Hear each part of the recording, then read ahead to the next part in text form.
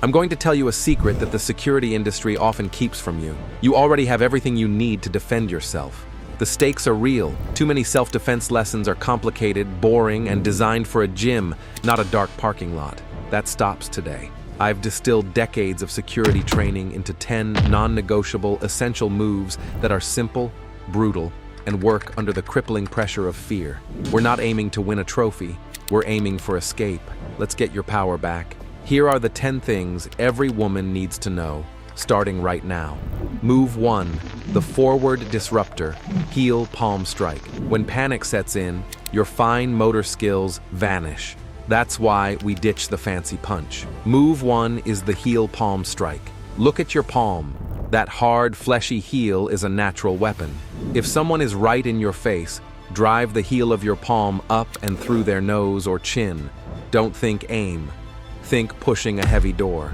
This strike is effective because the bones protecting the nose and sinuses are surprisingly fragile.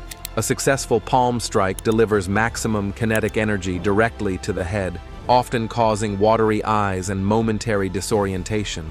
This is a primal response that causes immediate, overwhelming pain and forces their head to snap back. The lights go out for a split second, and that is your golden window to run. But running is hard if they've grabbed you, which brings us to the next move. Move 2, the instant escape, the thumb rule. A wrist grab isn't just rude, it's an attempt to control your body and where you go. When they grab you, resist the urge to yank straight back, as they'll just grip tighter. Instead, remember the thumb rule. Their thumb and fingers form the weakest point in their grip, a small gap, because all the pressure is focused there. You must turn your entire body and your wrist and pull explosively through that gap.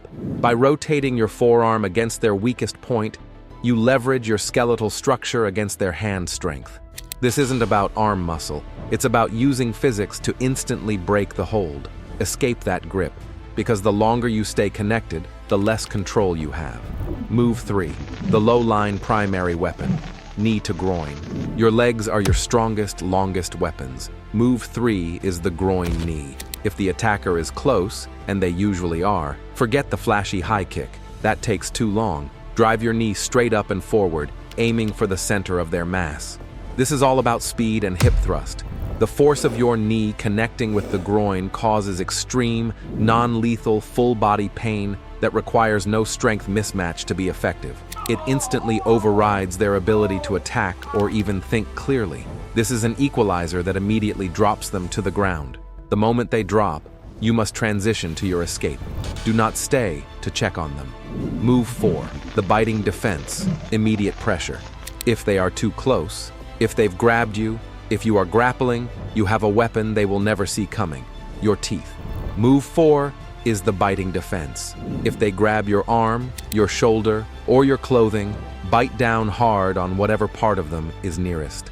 Biting is a visceral, shocking psychological attack that most people are completely unprepared for. The fleshy part of the arm, hand, or even the ear are excellent targets. It often results in an immediate, involuntary release of their grip because the pain is localized and overwhelming. This is not polite fighting, this is survival. Use that surprise to your advantage and transition immediately. Move 5, the high-stakes target, eye rake, gouge. If you are trapped, pinned, or feeling the pressure of a ground attack, we go to the last resort, the most vulnerable target, the eyes. Move 5 is the eye rake. Use your 2 strongest fingers like hooks and rake across the orbital bone, aiming to pinch or scratch the eyes. The eyes are directly connected to the central nervous system, meaning injury here causes an instant, shocking reaction. This must be a violent, determined movement used when your life is on the line. Vision is a precious sense, and the shock will override their aggression, creating the perfect moment to break free. Move 6, the rear bear hug counter, hip check, and elbow. When an attacker grabs you from behind, they are counting on you panicking and being lifted. Your response must be immediate and heavy. Move 6 is the hip check. Immediately drop your weight, sink your center of gravity, and simultaneously push your hips backward to create a sudden, heavy resistance that prevents them from controlling you. Once you're grounded, Throw a sharp, short elbow strike directly behind you into their floating ribs or solar plexus. Elbows are sharp and hard, far more damaging than a fist, and deliver massive, localized pain. The combination of weight and impact will force their immediate release. Move 7. The grounded barrier, the bicycle kick. The ground is the danger zone, but it's not the end. If you are knocked down, you have to create a barrier. Move 7 is the grounded barrier. Immediately bring your knees to your chest, tuck your chin, and use your legs like a piston.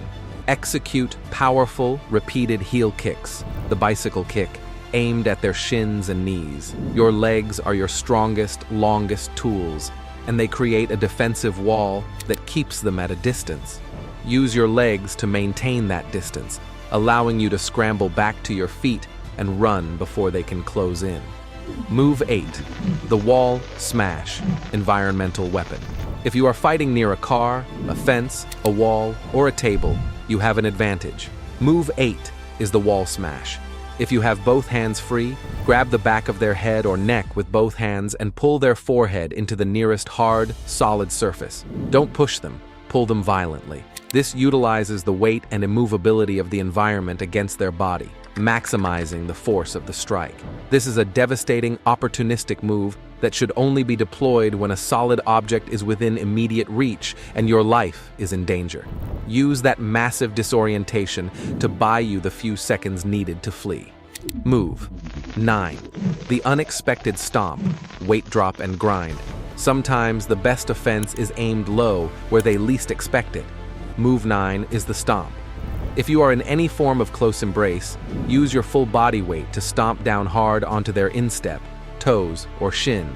A hard shoe can instantly disable an ankle or cause extreme localized pain on the top of the foot. Do not just lift and drop. Stomp and grind your heel as you simultaneously pull your body away. The attacker's focus will shift completely to the throbbing pain in their foot, breaking their concentration and opening them up for your final move, the escape. Move 10, the loudest word, vocalization and escape. You can do all 9 moves perfectly, but if you don't do this one, you fail. Move 10 is the yell and run. Do not scream, help. Yell an authoritative command like no. You see, you have the power. These 10 moves are simple, effective, and now they are yours. Memorize them. Practice them until they are second nature. Because confidence isn't about expecting the best. It's about being prepared for the worst. Which move will you master this week? Tell me in the comments. If this video gave you an ounce of confidence, hit like and subscribe for more proven security strategies. Stay safe, stay strong, and I'll see you next time. Subscribe to master yourself on it. Learn, defend, grow.